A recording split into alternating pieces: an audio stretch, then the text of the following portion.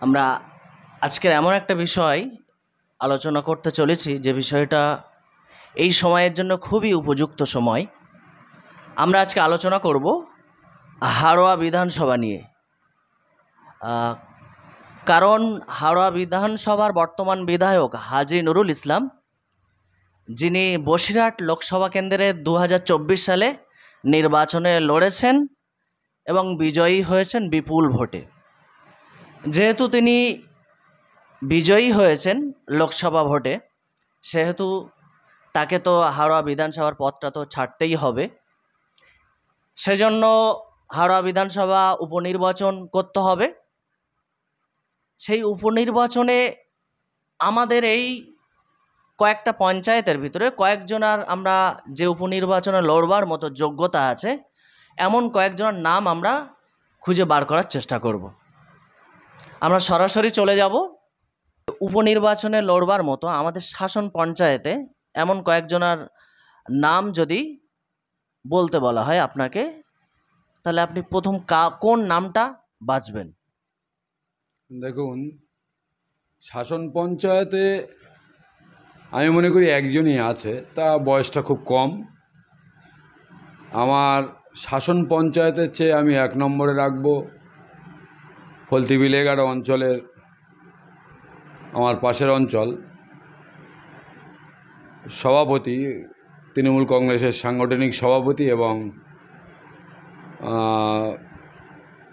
বারাসাত 2 নম্বর block 2 এর সহসভাপতি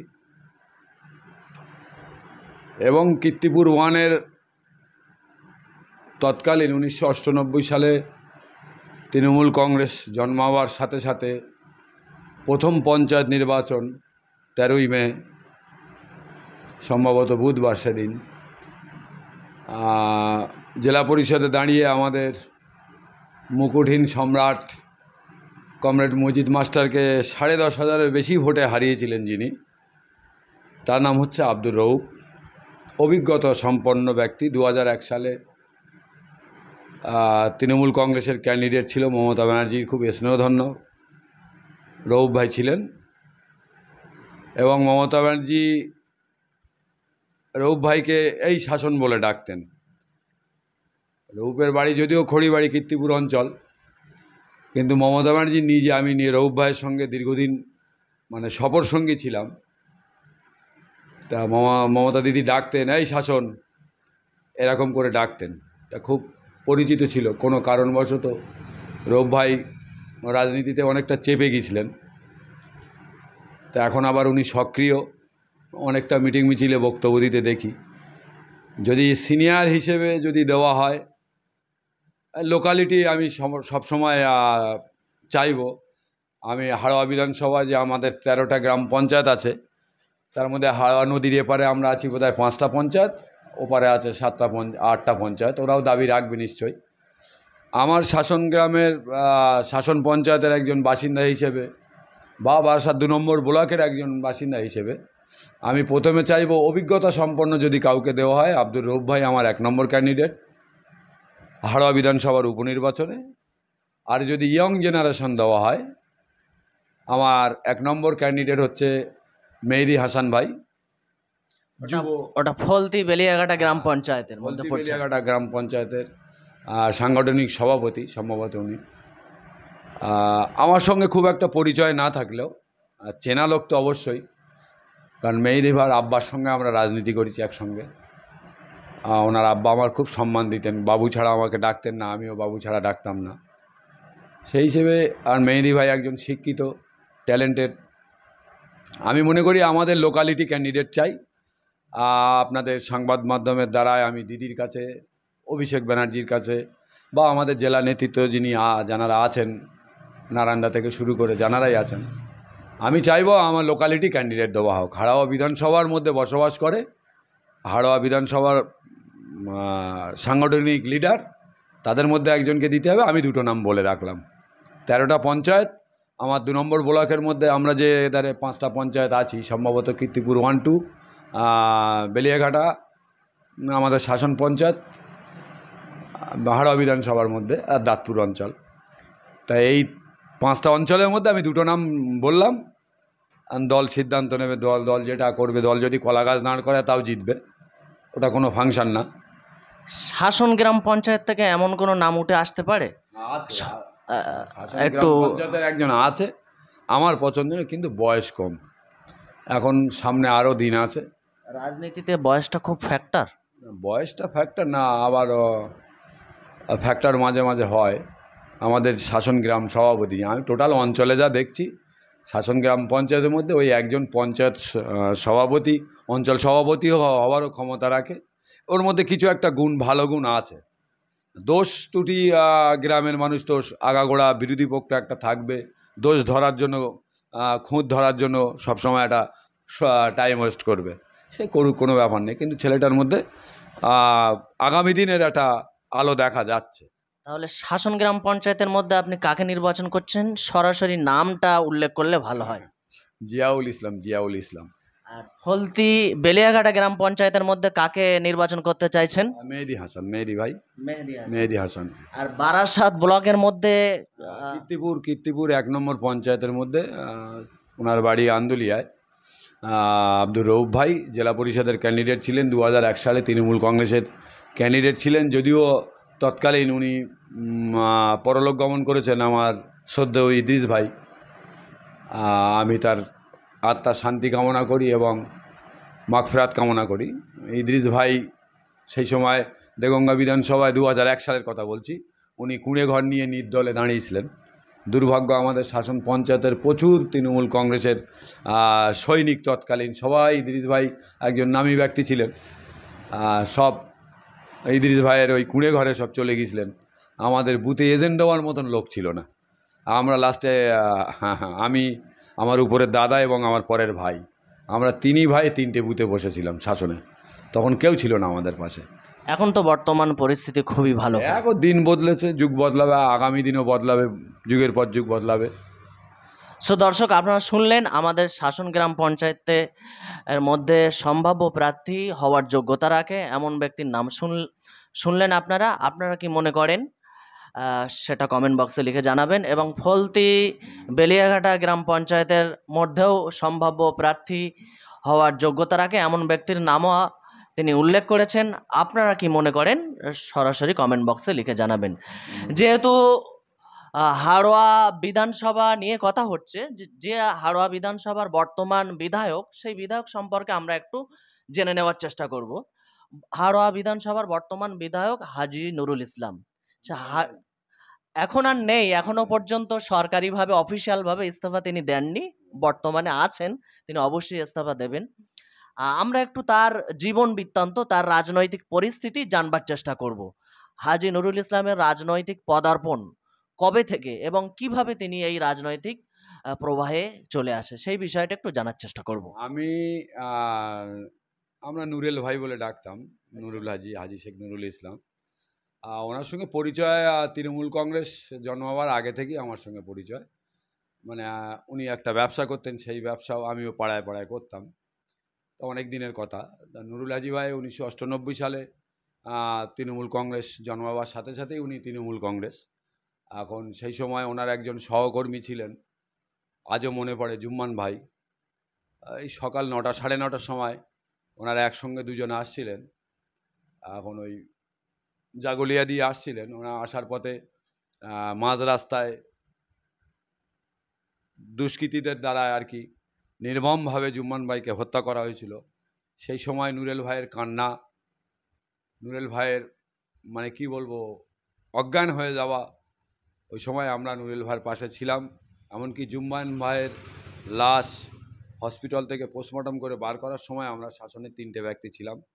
আমি ছিলাম, আমিনুদ্দিন বলে প্রাক্তন অঞ্চল সভাপতি তৃণমূল কংগ্রেসে, উনি ছিলেন, আর আমার একজন সহকর্মী ভাই গোলাম নবী বলে, আমরা 3জনেই ছিলাম সেই জুম্মান ভাইয়ের লাশ বার করার সময়। সে বীভৎস এক কাণ্ড 1998 সালে। তার সেই থেকে আমি নুরেল ভাইকে চিনি, নুরুল হাজিকে চিনি, বাংলা কথা নুরুল হাজি। এক কথায় নুরুল হাজির মানে রাজনৈতিকে পদার্পণ কত সাল, ওটা সালটা বললেন? তৃণমূল কংগ্রেস জন্মাবার সাথে সাথেই উনি তৃণমূল কংগ্রেস সেই থেকে পার্টিগত হিসেবে চেনা, নইলে একটা ব্যবসা করতেন উনি, সেই ব্যবসা সূত্রে আমার সঙ্গে। মাঝপথে কি কোনো রাজনৈতিক পথ কি তিনি না, পরিবর্তন না, করেছিলেন, না, না। শিবির বদল করেছিলেন? না, না, না, না, কোনোদিন বদল করেননি। তৃণমূল কংগ্রেস জন্ম থেকে উনি ২০০৮ সালে পঞ্চায়েতে সম্ভবত ওখানকার জেলা পরিষদে জিতেছিলেন। ২০০৯ সালে বসিরহাট লোকসভার উনি এমপি। ১৪ সাল পর্যন্ত, ১৪ সালে কোনো কারণবশত কোনো একটা বদনাম দিয়ে মুর্শিদাবাদে জঙ্গিপুরি পাঠালেন দিদি। ওখানে হেরে গেলেন। তারপরে আবার ২০১৬ সালে হাড়োয়া বিধানসভার বিধায়ক নির্বাচিত হলেন। ২০২১ সালের বিধানসভায় বিধায়ক নির্বাচিত হলেন। আসলে ওনার কপালটা খুব ভালো। হ্যাঁ। নুরুল হাজি সম্পর্কে বলতে গেলে বলতেই হয়, আমাদের রাজ্যের মাননীয় মুখ্যমন্ত্রী যবে থেকে তিনি দলে জয়েন করেছেন, মানে বছরের পর বছর সামনে ইলেকশনগুলো লড়বার জন্য সুযোগ দিয়েছেন। এ কথাটা তো চিরন্তন সত্য। এ বিষয়ে আপনি কি বলবেন? এমনি সত্যি কথা বলতে দিদি আন্তরিকভাবে নুরুল হাজিকে ভালোবাসেন। ২০১৪ সালে যখন হেরে যায় লোকসভা ভোটে, হেরে যাওয়ার পরেও ২০২১ সালে যে নির্বাচন হয়েছিল বিধানসভার, ২০১৬ সালে ১৬ সালে হেরে গিয়েছিল। না, ১৬ সালে হারেনি। ১৪ লোকসভা হেরেছে, ১৪ ১৬ লোকসভায় হেরেছিল, আর ১৪ যে বিধানসভা নির্বাচন হয়েছিল সেখানেও প্রার্থী হিসাবে তিনি দাঁড় করিয়েছিলেন। হ্যাঁ। তো বরাবরই দেখতে পাওয়া যাচ্ছে নুরুল হাজির ক্ষেত্রে মানে নির্বাচনে লড়বার সুযোগটা দিদি করে দিয়েছেন। এ বিষয়ে কি বলবেন? নুরুল হাজির একটা লোকালিটি আছে, বাংলা কথা। আমি ১৬ সালে দেয়াল লিখেছিলাম। আমি তখন দেয়াল লিখতাম, এখন আর লিখি না। দেয়াল লিখেছিলাম, ওই দেয়ালে আমি আমার নিজে থেকে আমি ছন্দ লিখতাম। রাত ১২টায় ডাকলে পাওয়া যায়, সবার মুখে মুখে যার নাম, সে যে মোদের ঘরের ছেলে হাজী নুরুল ইসলাম। এইভাবে আমি ছন্দ বানিয়ে বানিয়ে আমি দেয়াল লিখতাম তখন তৃণমূলের হয়ে। এখন আর লিখি না। তা সেই হিসেবে আমাদের শাসন অঞ্চল বা দাঁতপুর অঞ্চল, বেলিয়াঘাটা অঞ্চল ওনার হাতের তালুর মধ্যে। মানে উনি খুব নাম ধরে ধরে সবার ডাকতে পারেন, যে কোন নেতৃত্ব কোন গ্রামে বাস করে তাও উনি বলতে পারেন। এই পরিচয়টা নুরুল হাজির সঙ্গে আমাদের এলাকার মানুষেরা আছে। সাংসদ বা বিধায়ক হিসেবে নুরুল হাজি এলাকার মানুষের কাছে, শুধু এলাকার নয়, তার অধীনস্থ যত জায়গা আছে খুবই অ্যাভেলেবেল বলে মনে হয় নাকি? দেখুন, আমি বসিরহাট লোকসভার উনি সাংসদ ছিলেন, আবার সাংসদ হয়েছেন। আমি বসিরহাট লোকসভার মধ্যে ৮৪খানা পঞ্চায়েত। আমি ওই ৮৪খানা পঞ্চায়েতে যাব না। আমি একজন সাধারণ ব্যক্তি হিসেবে আমি আগেও বলেছি, আগে আমি এই দলের জন্য আমি অনেক কিছু ত্যাগ স্বীকার, শারীরিক অত্যাচার আমার উপরে, সে ওসব গল্প বলা মানে এখন বৃথা।